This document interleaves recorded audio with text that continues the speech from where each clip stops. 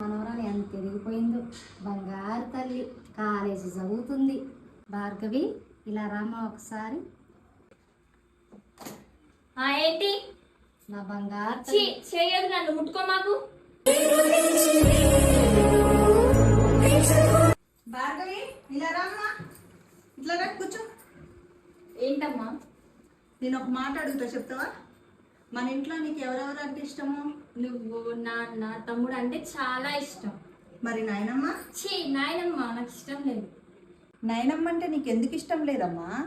ప్రతి హాలిడేస్కి నువ్వు అమ్మమ్మ వాళ్ళ ఇంటికి పంపిస్తావు కదమ్మా నన్ను. నువ్వు అయితే అమ్మమ్మ చెప్పిందమ్మా నాకు, నానమ్మ మంచిది కాదని, నానమ్మతో మాట్లాడొద్దని, నానమ్మ పక్కన కూర్చోద్దని చెప్పింది.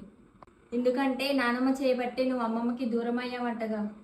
హాలిడేస్కి వెళ్ళిన ప్రతిసారి అమ్మమ్మ చెప్పడం వల్లే నాకు నానమ్మ అంటే ఇష్టం లేదు. చూడమ్మా, నాయనమ్మ లేనిదే మనం లేము. నాయనమ్మ చాలా మంచిది. అమ్మమ్మ నాయనమ్మ గురించి తప్పుగా చెప్పింది. అమ్మగా నేను చెప్తున్నా, నాయనమ్మ చాలా మంచిది. వెళ్ళి చదువుకోపమ్మా. అసలు ఇదంతా మా అమ్మ వల్లే వచ్చింది.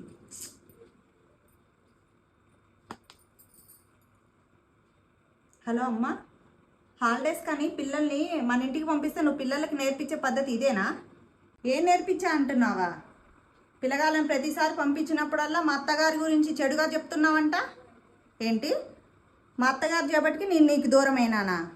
మా అత్తగారు నన్ను బంగారంలాగా చూసుకుంటుంది కాబట్టికే నేను ఇక్కడ హాయిగా ఉంటున్నాను. అయినా అత్తయ్య గారు మంచిగా చూసుకుంటే ఒక బాధ, మంచిగా చూసుకోకపోతే ఇంకో బాధ. మా అత్తయ్య గారు నన్ను బంగారాలను చూసుకుంటుంది కాబట్టే నువ్వు ఈ రకంగా చెప్తున్నావే. అదే చూసుకోకపోతే ఇంకే రకంగా చెప్పేదానివి పిల్లగాళ్ళకి.